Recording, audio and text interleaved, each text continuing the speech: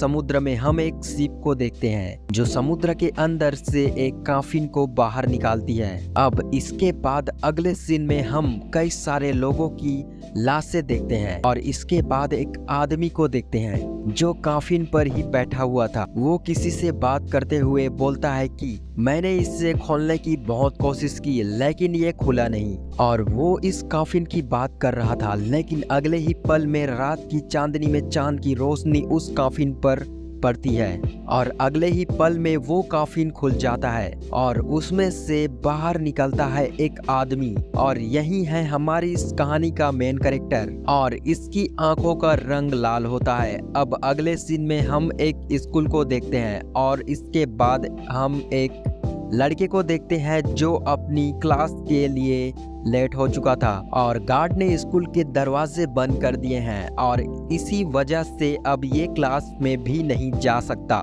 लेकिन तभी वहां पर काले कपड़े पहने हुए एक आदमी आता है और अचानक ही उसके कपड़े बदलकर इस स्कूल की यूनिफॉर्म बन जाते हैं। अब इसको देखकर ये लाल बाल वाला लड़का उसके पास जाकर पूछता है कि क्यों भाई तुम भी लेट हो गए।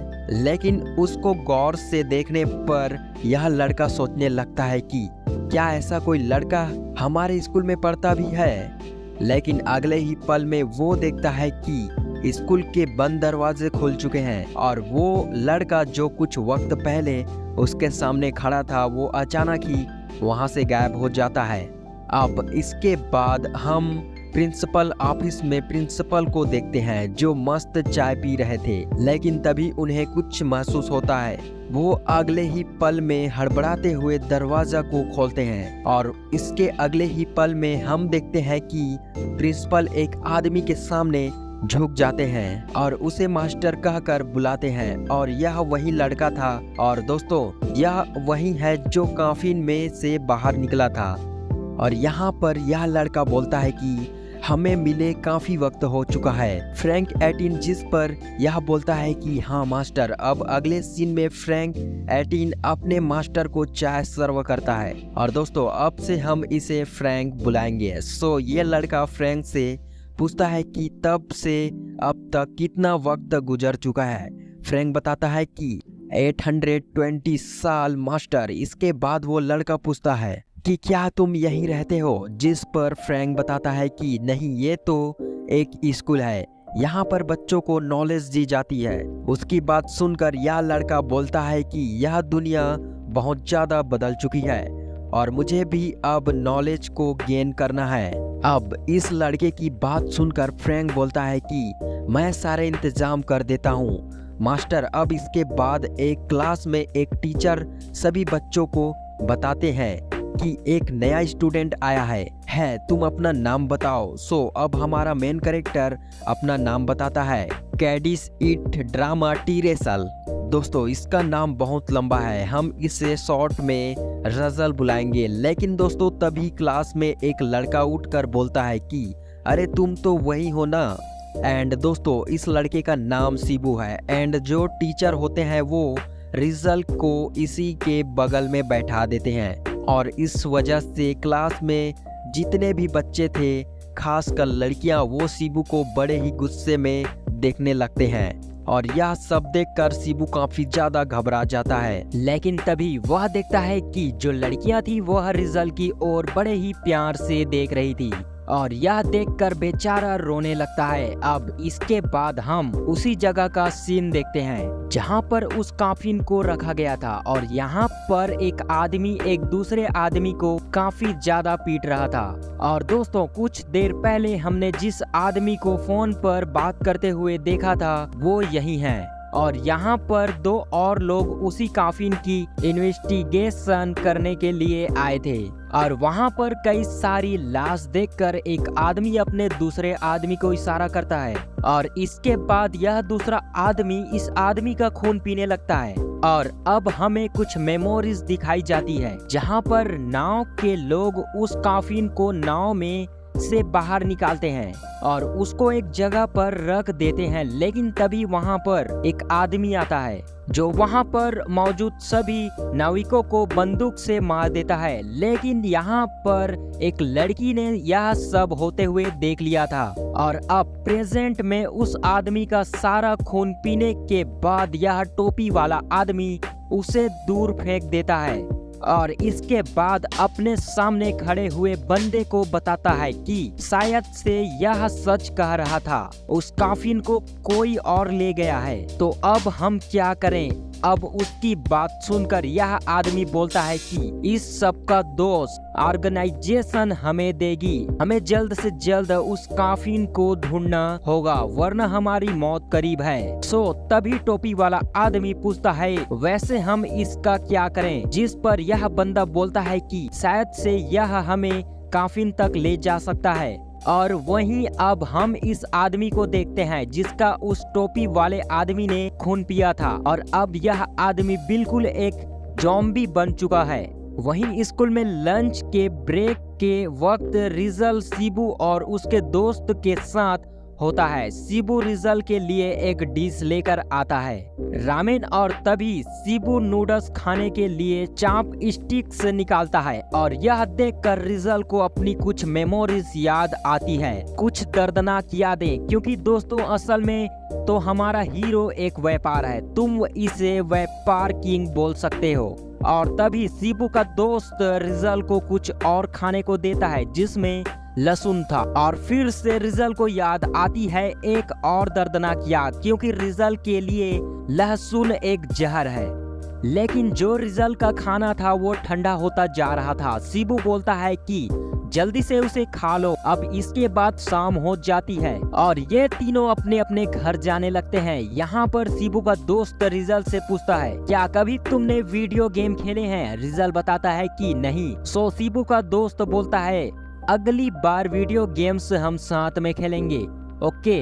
अब इनकी ऐसी ही बातें हो रही थी तभी इन्हें किसी के चिल्लाने की आवाज आती है और तभी शिबू उस आवाज की ओर दौड़ने लगता है। अब इसके बाद हम उसी ज़ॉम्बी को देखते हैं जो यहाँ पर उसी लड़की को पकड़ने के लिए आ गया था जिसने उसे कुछ टाइम पहले देख लिया था।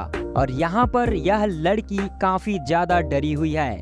लेकिन तभी शिबू वहां आकर उस ज़ॉम्बी में एक किक मारता है और उस ज़ॉम्बी को दूर फेंक देता है और उसी टाइम पर वहां पर रिजल और वो चश्मे वाला लड़का आ जाता है। लेकिन तभी यहाँ सभी देखते हैं कि वो ज़ॉम्बी अभी भी होश में है। उस ज़ॉम्बी की गर्दन में एक सरिया घुस गया था जिसे वो आसानी से निकाल लेता है, जो देखकर शिबू और बाकी सब वहां से भागने लगते हैं और चश्मे वाला लड़का रिजल से भी उनके साथ भागने को बोलता है।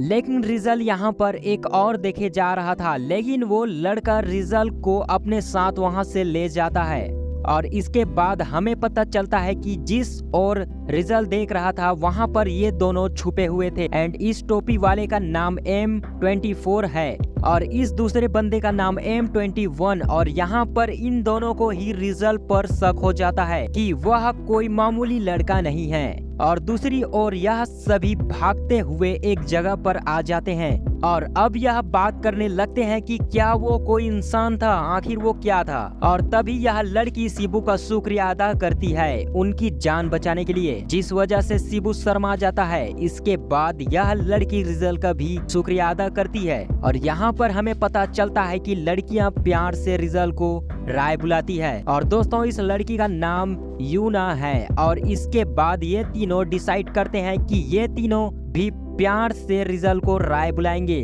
और इसके लिए रिजल खुशी खुशी राजी हो जाता है। लेकिन तभी ये लड़का जिसका नाम इन है वो रिजल से पूछता है कि आखिर वो रहता कहाँ है। तभी रिजल इन सब को एक कार्ड दिखाता है। दोस्तों ये कोई कार्ड नहीं है, असल में ये तो फैनक की तस्वीर है और उसके पीछे लिखा है मैं खो गया हूँ, प्लीज मदद कीजिए। अब इसके बाद हम इन सभी को देखते हैं, ये सभी आपस में कुछ बातचीत कर रहे थे। लेकिन तभी वहां पर एक आदमी और एक लड़की आते हैं। M21 इन दोनों से पूछता है कि जैक, मेरी, तुम दोनों यहाँ पर क्या कर रहे हो? जिस पर जैक बोलता है कि तुम दोनों अभी तक कॉफिन के बारे में कुछ भी पता नहीं लगा सके और ऑर्गेनाइजेशन अब ज्यादा इंतजार नहीं कर सकती, इसलिए ऑर्गेनाइजेशन ने हमें भेजा रुका हुआ काम पूरा करने के लिए। और वैसे यहाँ ज़ॉम्बी सा दिखने वाला कौन है जिस पर M21 बताता है कि हम इसी का इस्तेमाल करके कॉफिन को ढूंढ रहे हैं। अब उसको देखकर जैक पूछता है कि क्या इसको भी तुम्हारी तरह किसी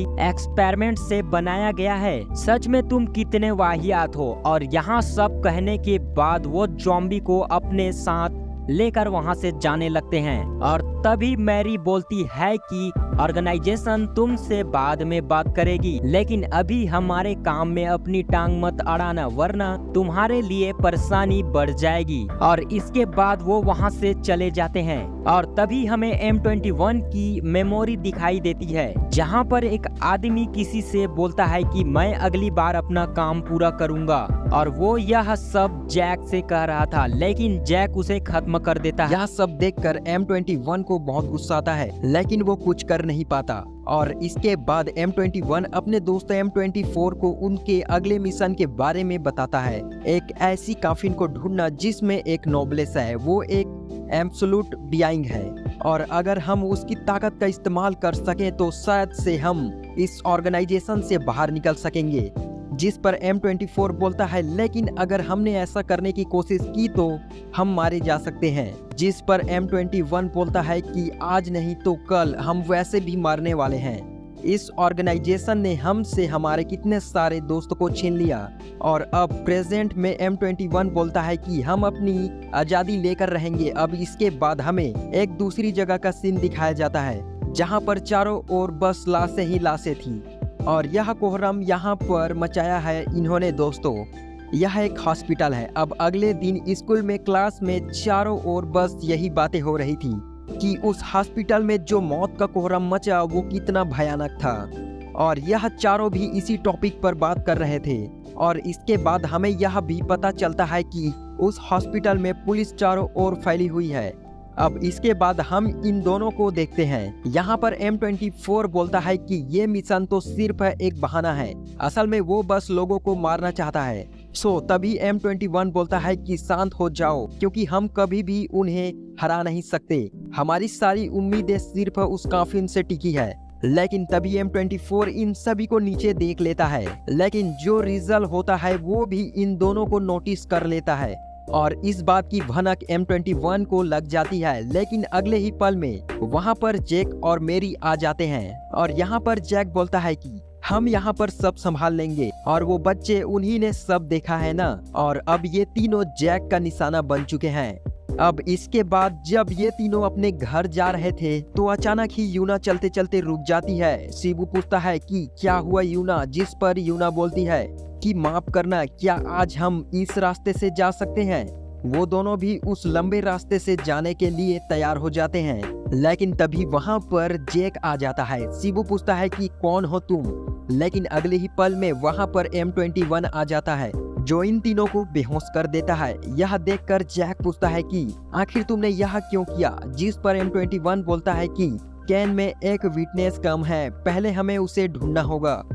यहाँ पर जैक M21 की बात मान लेता है। अब इसके बाद हमें प्रिंसिपल फ्रैंक का घर दिखाया जाता है, और यहाँ पर रिजल फ्रैंक के साथ ही रहता है। और यहाँ पर रिजल फ्रैंक को बताता है कि आज वो पहली बार मरा है। उसकी बात सुनकर फ्रैंक इतना ज्यादा शॉक्ड होता है कि उसके हाथ से उसका कप ही छूट जाता है। अब रिजल बताता है कि वो एक वीडियो गेम में मरा है, ना कि असल जिंदगी में। और इसके बाद रिजल बोलता है कि स्कूल इतनी बुरी जगह भी नहीं है। और रिजल की यह बात सुनकर फ्रैंक खुश हो जाता है, लेकिन तभी उसे एक मैसेज आता है जिसे देखकर वह खुद भी हैरान हो जाता है। वहीं अगले सीन में हम शिनगू को पीटते हुए देखते हैं, और काफी ज्यादा पीट जाने की वजह से शिनगू घायल भी हो गया था, और उसकी ऐसी हालत करने वाला यह ज़ॉम्बी है। और इसके बाद हमें पता चलता है कि इनको यहाँ पर कैद जैक ने कर रखा है, और फ्रैंक को मैसेज भेजने वाला भी जैक ही है। और इस बिल्डिंग की छत पर मैरी और M21 होते हैं अपने चारों ओर नजर रखने के लिए। और इसके बाद जैक अपने ज़ॉम्बी से बोलता है कि हमने उस आखिरी विटनेस को तो बुला ही लिया है, तो अगर तुम चाहो तो इन्हें खा सकते हो। तभी M21 उसे रोकते हुए बोलता है कि अगर आखिरी विटनेस यहाँ पर नहीं आया तो इसी वजह से हमें इन बच्चों को अभी खत्म नहीं करना चाहिए। जिस पर जैक बोलता है कि मुझे इससे कोई फर्क नहीं पड़ता। और इसके बाद जो जॉम्बी होता है वो यूना और एक हैन पर हमला कर देता है, लेकिन तभी शिबू आकर उस पर एक चेयर से हमला करता है और उसे दूर फेंक देता है। और इसी मौके का फायदा उठाकर ये तीनों इस जगह से भाग जाते हैं। और तभी M21 पूछता है कि M24 वहां पर क्या हुआ, लेकिन उसे कोई जवाब नहीं मिलता। और दूसरी तरफ हम फ्रैंक और रिजल को देखते हैं जो उन बच्चों को बचाने के लिए निकल चुके थे, क्योंकि जैक ने शिबू के फोन से फ्रैंक को जो मैसेज भेजा था वो फ्रैंक को काफी अजीब लगा। और यहाँ पर हम रिजल को काफी ज्यादा सीरियस देखते हैं। वहीं दूसरी ओर जो जैक होता है वो उस जॉम्बी को पकड़ लेता है और इसके बाद वो जॉम्बी की गर्दन को उसके धड़ से अलग कर देता है और उसके बाद बोलता है कि बच्चों तुम छुपन छुपाई खेलना चाहते हो तो चलो खेलते हैं। और दूसरी ओर हम इखैन, यूना और शिबू को देखते हैं जो उनसे बचकर भाग रहे थे। उन्हें अपने सामने एक एलिवेटर दिखाई देता है जिसके अंदर वो तीनों चले जाते हैं, लेकिन वो एलिवेटर काम नहीं कर रहा था। और तभी अचानक शिबू देखता है कि जैक उनके पीछे आ चुका था और तभी यहाँ एलिवेटर भी ऑन हो जाता है। लेकिन दोस्तों जैक इन एलिवेटर को ऊपर जाने से रोक लेता है और इसके बाद वो इस एलिवेटर के दरवाजे को तोड़ने लगता है और वह बड़ी आसानी से ही ऐसा कर लेता है।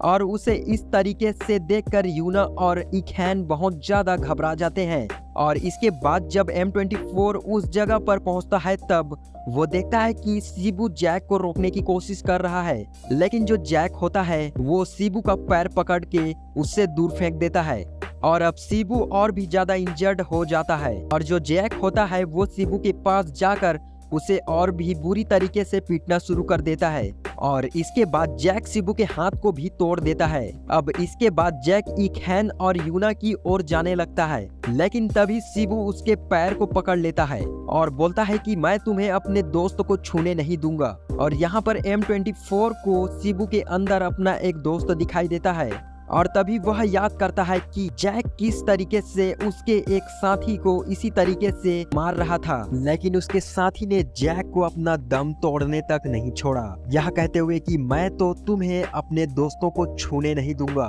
लेकिन वहां पर जैक उस आदमी को खत्म कर देता है और इसके बाद वो M24 के बाकी के साथियों को भी मारने लगता है। यह सब देखकर M24 को बहुत गुस्सा आता है, लेकिन उस टाइम पर वह खुद को जैसे न तैसे संभाले रखता है। लेकिन इसी तरीके से उसके सारे के सारे दोस्त मारे जाते हैं और अब M24 के सब्र का भंडार टूट जाता है। वो जैक में एक जोरदार मुक्का मार देता है जिस वजह से जैक एक दीवार से टकरा जाता है, लेकिन ऐसा करने के बाद वो काफी ज्यादा घबरा जाता है। वहीं इखैन और यूना शिनगू के पास आते हैं और यहाँ इखैन पूछता है कि आखिर तुमने हमारी मदद क्यों की, जिस पर M24 बोलता है कि मुझे नहीं पता, मैं बस एक दोस्त को अपनी आंखों के सामने मरते हुए नहीं देख सकता। और इसके बाद वो अपने ईयरफोन को भी तोड़ देता है और इसी वजह से M21 समझ जाता है कि कुछ तो गड़बड़ हुई है। और अगले ही पल में जो मैरी होती है वो M21 पर हमला कर देती है, लेकिन M21 उसके हमले को लगभग टच कर देती है। और इसके बाद मैरी बोलती है कि ऑर्गेनाइजेशन को पता था कि तुम कुछ न कुछ गड़बड़ तो करने वाले हो। और दूसरी ओर हम देखते हैं कि जैक बिल्कुल सही सलामत था और वह यहाँ पर बोलता है कि हमारा मिशन काफिन को ढूंढना और तुम्हें खत्म करना था। और इसके बाद जैक M24 पर हमला कर देता है। M24 भी उस पर हमला करता है, लेकिन जैक उसके हमले से बचते हुए उसमें एक जोरदार पंच मार देता है। वो मुक्का उसके सीने के अंदर जा चुका था और जब जैक अपने मुक्के को बाहर निकालता है तो M24 की बॉडी में से खून बारिश की बूंदों की तरह नीचे गिरने लगता है, लेकिन तभी M24 जैक को पकड़ के उसे दूर ले जाता है और बोलता है कि मुझे माफ कर देना M21।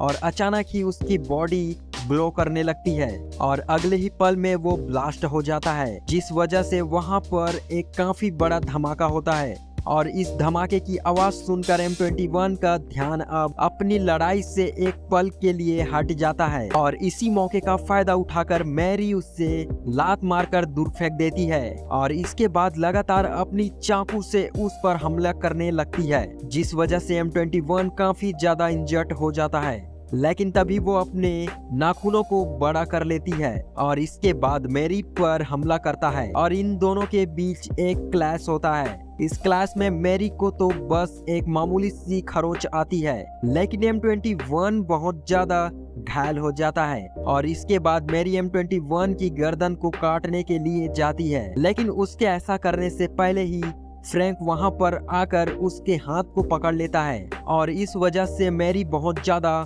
शॉक्ड हो जाती है और तभी वहां पर आ जाते हैं रिजल। अगले ही पल में मैरी थोड़ी दूर हो जाती है और पूछती है कि तुम कौन हो। फ्रैंक बोलता है कि बच्चे कहाँ पर हैं। मैरी बोलती है अच्छा वो तो शायद से अब तक मर चुके होंगे। वहीं दूसरी ओर M21 बस रिजल के बारे में सोच रहा था कि उसके और M24 के बचने के चांस बहुत कम है, लेकिन शायद से और अगले ही पल में वो बोलता है कि बच्चे बेसमेंट में हैं, इसे मुझ पर छोड़ दो और तुम दोनों जाओ। लेकिन जो M21 था वो लड़ने की हालत में तो बिल्कुल भी नहीं था, लेकिन चाहे कुछ हो जाए उसे M24 को बचाना होगा। लेकिन तभी रिजल बोलता है कि फ्रैंक कैस्टन तुम इसे संभालो और तुम मुझे रास्ता दिखाओ। सो तभी M21 बोलता है कि पागलों जैसी बातें मत करो, वो अकेला उससे कभी नहीं हरा पाएगा। लेकिन तभी रिजल बोलता है कि हम वक्त बर्बाद नहीं कर सकते और उसकी यह बात सुनकर M21 रिजल को बेसमेंट में ले जाने लगता है। लेकिन तभी मैरी रिजल और M21 पर हमला करने के लिए जाती है, लेकिन फ्रैंक उसके हमले को अपने एक हाथ से दूर कर देता है और बोलता है कि अब तुम मेरा सामना करने वाली हो। वहीं बेसमेंट में हम देखते हैं कि M24 के खुद को ब्लास्ट करने के बावजूद भी जैक जिंदा होता है, उससे तो एक खरोच भी नहीं आई और इसके बाद जैक इनकी ओर देखकर मुस्कुराता है। यहाँ पर शिबू जैक से लड़ने के लिए जाने की कोशिश करता है, लेकिन उसकी हालत बहुत खराब हो चुकी थी और तभी जैक भी उनके सामने आ जाता है और बोलता है कि तुम जैसा एक कमजोर इंसान मेरा कुछ नहीं बिगाड़ पाएगा। लेकिन तभी वहाँ पर एक और छोटा सा धमाका होता है और धमाके के बीच में से निकलता है रिजल को देखकर जैक पूछता है कि क्या तुम ही वो लास्ट विटनेस हो। लेकिन अगले ही पल में जो M21 होता है वो जैक के ऊपर हमला कर देता है। वहीं दूसरी तरफ फ्रैंक भी मैरी से फाइट कर रहा था, लेकिन यहाँ पर मैरी यह बात समझ जाती है कि फ्रैंक की स्पीड बहुत ज्यादा है और तभी फ्रैंक अपनी पावर से मैरी पर हमला करता है, जिस वजह से मैरी का एक हाथ काफी ज्यादा इंजर्ड हो जाता है और यह देखकर मैरी खुद को ट्रांसफॉर्म करने लगती है। हम देखते हैं दोस्तों मैरी के दोनों हाथ ट्रांसफॉर्म हो जाते हैं, उनमें बड़ी बड़ी ब्लेड से निकल आई है, सो पहले से कई ज्यादा ताकतवर हो चुकी है। वहीं बेसमेंट में M21 जैक से लड़ने की कोशिश करता है, लेकिन जैक उससे बहुत बुरी तरीके से धो देता है और बोलता है कि तुम्हारा वह साथी बहुत ज्यादा पैथिक था, मरते दम तक मुझसे जान की भीख मांगता रहा और इसके बाद वो हंसने लगता है। जैक की ये सारी बातें सुनकर M21 को बहुत गुस्सा आता है। वो फिर से जैक पर हमला करने के लिए जाता है, लेकिन जैक उसके हमले को डॉज करके उसे फिर से बहुत कूट देता है और बोलता है कि हम दोनों की ताकत में एक बहुत बड़ा अंतर है। अब इसके बाद जैक की नजर पड़ती है रिजल पर। वहीं बिल्डिंग की छत पर हम देखते हैं कि अब मैरी बहुत ज्यादा तबाही मचा रही है, वो पहले से ज्यादा ताकतवर और फास्ट हो चुकी है और फ्रैंक भी अब उसके हमलों को नहीं रोक पा रहा था। और वहीं बेसमेंट में जैक रिजल से बोलता है कि तुम क्या देख रहे हो। हाँ, लेकिन यहाँ पर रिजल टेलीपैथिक के जरिए फ्रैंक से बोलता है कि पानी सर से ऊपर हो चुका है, मैं तुम्हें तुम्हारी सील तोड़ने की इजाजत देता हूँ। मैं तुम्हारा मास्टर रिजल तुम्हें हुक्म देता हूँ, अपने दुश्मन को खत्म कर दो। और अगले ही पल में हम देखते हैं कि फ्रैंक के शरीर से बहुत ज्यादा डार्क एनर्जी निकलने लगती है और यह देखकर मैरी शॉक्ड हो जाती है। इतना ज्यादा खतरनाक और इतनी ज्यादा ताकत। और यहाँ पर हम यह भी देखते हैं कि मैरी को जो घाव आए हैं वो हील नहीं हो रहे। और इसके बाद फ्रैंक बोलता है कि तुम्हारा अंत नजदीक है। मैरी पूछती है कि आखिर तुम ये सब क्या बोल रहे हो, जिस पर फ्रैंक बोलता है कि मैं बस इतना ही कहना चाहता था, अब तुम मरने वाली हो। और इसके बाद वो मैरी के ऊपर एक काफी ज्यादा खतरनाक हमला कर देता है और ये हमला बहुत ज्यादा खतरनाक था। हमले से बहुत सारी और इतनी बड़ी थी कि इससे आधी बिल्डिंग तबाह हो जाती है, टूटती नहीं है लेकिन डिस्ट्रॉय हो जाती है। और यहाँ पर वो ब्लेड्स भी खत्म कर चुके थे। और अब बेसमेंट में जैक रिजल से बोलता है कि तुम यहाँ पर अपने दोस्तों को मरते हुए देखने के लिए आए हो। हाँ, लेकिन शायद से मैं पहले तुम्हें खत्म करूंगा। शायद से तुम काफी ज्यादा डर गए हो, इसी वजह से तुमसे नजरें नहीं मिल पा रहे। जिस पर रिजल बोलता है कि हमारी नजरें अभी नहीं मिलेगी, मेरे सामने झुको। और अगले ही पल में जैक को कुछ महसूस होता है। वो अचानक ही रिजल के सामने अपने घुटनों पर झुक जाता है और इसके बाद वो रिजल की ओर देखता है। यहाँ पर रिजल बोलता है कि अब हमारी नजरें मिल रही है। और यह देखकर M21 काफी हैरान हो जाता है कि क्या इसने अभी अभी माइंड कंट्रोल का इस्तेमाल किया। यहाँ पर जो जैक होता है वो खुद को उठाने की पूरी कोशिश करता है, लेकिन तभी रिजल अपनी पावर का इस्तेमाल करके जैक को जमीन में धंस देता है।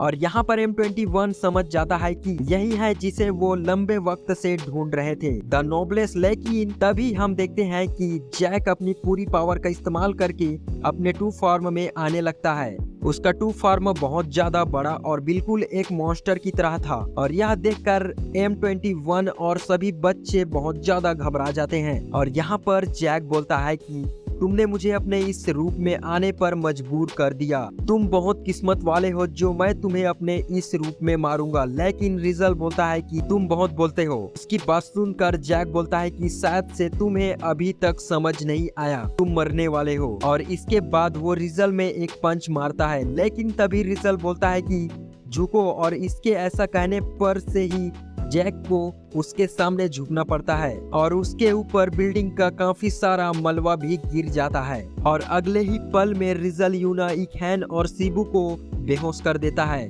और तभी मलबे के अंदर से निकलता है जैक, जो सीधा रिजल पर हमला कर देता है। लेकिन रिजल उसके हमले को बड़े ही आराम से रोक देता है। और अगले ही पल में जैक का एक हाथ उसके शरीर से दूर फेंक जाता है और इस वजह से चारों ओर खून फैल जाता है। लेकिन रिजल इस खून को अपने काबू में करके अपनी ताकत का एक नमूना पेश करता है। वहां पर मौजूद खून के हर एक कतरे को अपने पास बुलाकर एक फॉर्मेशन को क्रिएट कर लेता है और बोलता है कि तुम्हारे पापों का प्रायश्चित तुम्हारे खून से होगा। और इसके बाद हम देखते हैं कि जैक के चारों ओर खून का घेरा बन जाता है और वो खून का घेरा उसके अंदर मौजूद खून की हर एक बूंद को उसके शरीर से बाहर खींच लेता है। और उसके बाद यह खून का घेरा एक बवंडर बन जाता है और इसी बवंडर के अंदर जैक का पूरा शरीर टुकड़ों टुकड़ों में बंटकर गायब हो जाता है। और इससे बिल्डिंग में से बहुत सारा खून बाहर गिरता है और रिजल की ये ताकत देखकर M21 का मुंह खुला का खुला रह जाता है। और इसके बाद वहां पर फ्रैंक भी आ जाता है, वो अपना काम पूरा कर चुका है। और यहाँ पर रिजल यूना, शिबू और एक इखैन को सही सलामत देखकर मुस्कुराता है। और इसी के साथ हमारी इस धमाकेदार सीरीज का एंड हो जाता है।